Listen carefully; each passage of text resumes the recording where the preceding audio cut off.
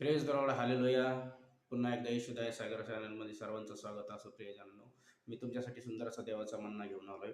आणि आज 26 जानेवारी आहे आणि आज आपल्या देशाचा स्वातंत्र्याचा दिवस आहे.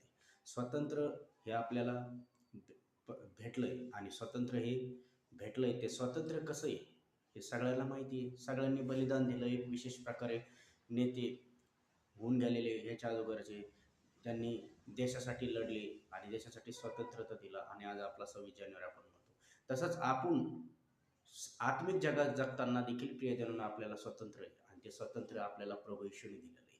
कारण की प्रभू येशू हा तुमच्या आमच्यासाठी आला, त्या वधस्तंभावर मरण पावला आणि त्यांनी वधस्तंभावर मरून तिसऱ्या दिवशी मेल्यातून जिवंत झाला आणि जे स्वातंत्र्याचं जीवन आहे, जे सर्वकालिक जीवन आहे, ते तुम्हाला दिलेलं आहे. आणि सर्वकालिक जीवन हेच आहे की जो कोणी प्रभू येशूला विश्वास धरतो त्याला सर्वकालिक जीवन भेटतं. आपण वचनाकडे जाऊ. आगे भूमी भेऊ नको, उल्हास व हर्ष कर, कारण योएल याचा 2 अध्याय त्यातलं 21 वचन. आगे भूमी भेऊ नको, उल्हास व हर्ष कर, कारण परमेश्वराने महाकृत्य केले आहे. व वन पशु भेऊ नको, कारण वनातील कुरण हिरवेगार होतील व झाडे फळे देतील. अंजिराचे झाडे व द्राक्षवेल या आपले सांत्वन देतील.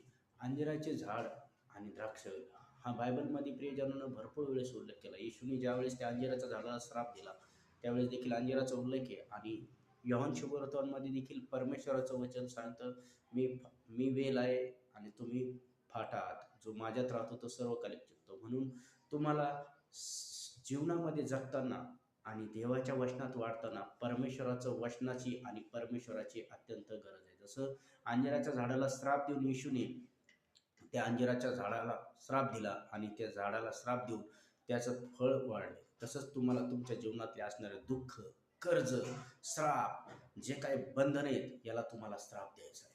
तुम्ही जसं तुम्ही फाटा एखाद्या वेलामध्ये फाटा राहतो तो सर्वकालिक टिकतो, तसंच तुम्ही येशूमध्ये राहून सर्वकालिक टिकलं पाहिजे. कारण की आपल्याला स्वतंत्रता ही परमेश्वराच्या दया आणि कृपेमुळे भेटलेली. दया आणि कृपा आत्मिक जगात जगतो तेव्हा ती जी स्वतंत्रता आपल्याला ती परमेश्वराच्या दयामुळे भेटलेली. जसं रोज नेते महाराजांनी मोठे मोठे प्रियजनांना मोठं त्यांनी बलिदान दिलं तेव्हा हे आपल्याला स्वातंत्र्य भेटलं. तसं येशूने देखील तुमच्या स्वातंत्र्यासाठी, तुमच्या दुःखासाठी बलिदान दिलेलं आहे. तुमच्या स्वातंत्र्यासाठी, तुम्हाला आरोग्य देण्यासाठी येशूने बलिदान दिलं आहे. त्याच्यावर विश्वास ठेवा. तोच येशू काल आज युगानुयुग एकसारखा. मी तुमच्यासाठी प्रार्थना करतो. पवित्र देवा, आजच्या 26 जानेवारीच्या दिवशी जसं स्वतंत्र तू माझ्या जिवंत परमेश्वराच्या सेनानींनी दिलं, तसं बाप्पा तू देखील आम्हाला स्वतंत्र दिलेलं आहे.